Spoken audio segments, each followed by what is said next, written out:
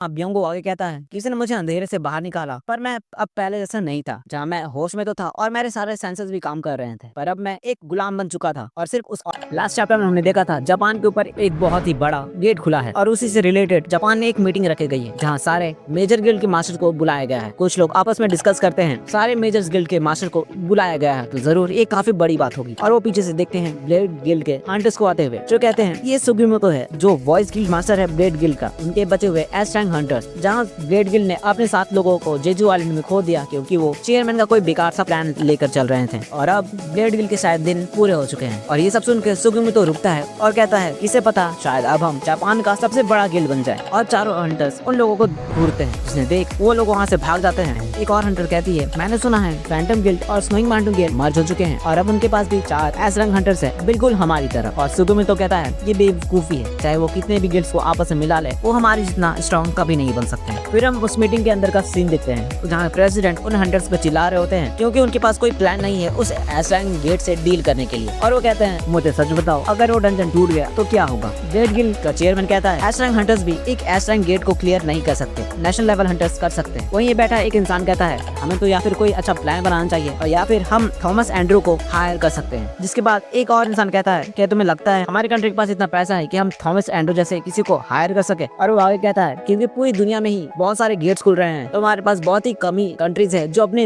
Hunters को हमारे देश में भेजे। और प्राइम मिनिस्टर कहते हैं और हमें ये भी नहीं पता कि उनमें से कितने हंटर्स किसी एस रैंक गेट में जाने के लिए तैयार होंगे। और फिर सुगिमोतो कहता है यहाँ एक ही हंटर है जो हमारी मदद कर सकता है अगर उसे हम अच्छे खासे पैसे दे, और वो नाम लेता है यूरी ऑरलॉफ। सुगिमोतो कहता है उसने प्लान बनाया है उसे हायर करने का इस मिशन के लिए। फिर हम देखते हैं यूजी को जो सोच रहा है कि उसे यकीन नहीं होता कि वो 101 लेवल का हो चुका है और उसने जो की ऑब्टेन किया था जिसकी रिक्वायरमेंट उसने तभी पूरी कर ली थी जब वो 100 लेवल का हुआ था। और यूजी की सारी जॉब स्पेशल स्किल्स भी लेवल अप हो चुकी है और वो सोचता है मैं देखना चाहता हूँ जब मैं 102 लेवल का होऊंगा तो क्या होगा। फिर जिन्हो अपनी गाड़ी को पार करता है और सोचता जिन्हो एक गिल्ड मास्टर का काम बहुत ही अच्छे से कर रहा है पर हमें अपने गिल्ड में और भी लोगों को ऐड करना है। चाइन उसे देख रही होती है और फिर वहाँ से जाने लगती है। इसके बाद जिन्हो पास आता है जिस चाइन थोड़ा डर जाती है और जिन वो पूछता है कि तुम मुझे देखकर भाग क्यों रही हो। चाइन कहती है पिछली बार जब मैं यहाँ आई मेरा कार यहीं रह गया था। जिन्हो सोचता है हाँ मैं भूल गया क्योंकि पिछली बार हमने स्टेटस एक्सचेंज किया था जिसकी वजह से वो अपनी कार नहीं ले जा पाई। फिर चाइन यूजी से पूछती है क्या तुम फ्री हो, और वहीं चाइन के दिमाग में काफी सारे क्वेश्चंस चल रहे होते हैं। सोचती है तुमने सोहियो के साथ फोटो क्यों ली, क्या वो तुम्हारी गिल्ड का हिस्सा बन चुकी है, और अगर वो है तुमने मुझे हायर क्यों नहीं किया। क्या तुम्हें ये नहीं लगता एस रैंक हंटर एक ए रैंक हंटर से ज्यादा सही रहेगी, और क्या तुम दोनों डेट कर रहे हो। पर चाइन ये सब नहीं बल्कि बोलती है मैंने पूछा क्योंकि ब्योंगो ने एक मैसेज छोड़ा है तुम्हारे लिए जो तुम्हारे पावर से रिलेटेड है। और जो सुन जिन्हों थोड़ा शॉक होता है और कहता है रुक जाओ हम अंदर जाके बात करते हैं। फिर वो दोनों ऑफिस में जाते हैं जहाँ उन दोनों के अलावा कोई नहीं होता और जिन्हों पूछता है ब्योंगो ने मेरे लिए मैसेज तुम्हारे पास कैसे छोड़ा। फिर चाइन बताती है उसने एक आवाज सुनी जो उसे कह रही थी तुम्हें उसे बताना है, उसे बच के रहना होगा उसके अंदर छुपे पावर से। जहाँ ब्योंगो आगे कहता है किसी ने मुझे अंधेरे से बाहर निकाला पर मैं अब पहले जैसा नहीं था। जहाँ मैं होश में तो था और मेरे सारे सेंसेस भी काम कर रहे थे पर अब मैं एक गुलाम बन चुका था और सिर्फ उस ऑर्डर को ही फॉलो करने के लिए रह गया था। पर उसे भी डरावनी चीज ये है इसमें भी मुझे खुशी मिल रही थी। चाइन ब्योंगो से पूछती है तुम्हारा क्या मतलब। तो ब्योंगो कहता है वो बहुत ही ज्यादा पावरफुल है पर उतनी ही डरावनी भी, तो तुम्हें उसे ये बताना होगा। चाइन को इतना ही याद होता है। फिर हम देखते हैं जिनो के साथ डंजन के अंदर होता है और सोच रहा होता अगर जो भी चाइन ने कहा अगर वो सच है मुझे अपने पावर्स के सोर्स के बारे में पता करना होगा। और अभी ये ज्यादा इंपॉर्टेंट है एक स्ट्रॉन्ग हंटर बनने से। जहाँ जिनो उन शैडोज आर्मी को लड़ते हुए देखकर सोचता है कि ये देखकर मुझे याद आ गया जब हम पहली बार सीरंग डंजन में गए थे। जिन्वो से कहता है तुम्हारे सोल्जर्स खुद से ही सारे काम कर सकते, तुम उन्हें डंजन के अंदर छोड़कर चले क्यों नहीं जाते। जहाँ जिन्वो कहता है वो ऐसा नहीं कर सकता, मैं अकेला नहीं छोड़ सकता, वो शैडोज क्या करेगी उसे नहीं पता। जहाँ बैकग्राउंड में देखते हैं एक एंड एक बीस्ट को खा रहा होता है। फिर जिना के बारे में पूछता है तो जिन्वो कहता है डॉक्टर्स ने कहा है उसे थोड़ा टाइम लगेगा ठीक होने में और मैंने अपने सबसे भरोसेमंद शैडो को जिना के साथ छोड़ा है तो वो अभी सेफ है। जिनो चेक करता है जिना ठीक है या नहीं, जहाँ वो अपने स्किल्स को यूज करके उन शैडोज को देख सकता है जिन्हें जिन्वो ने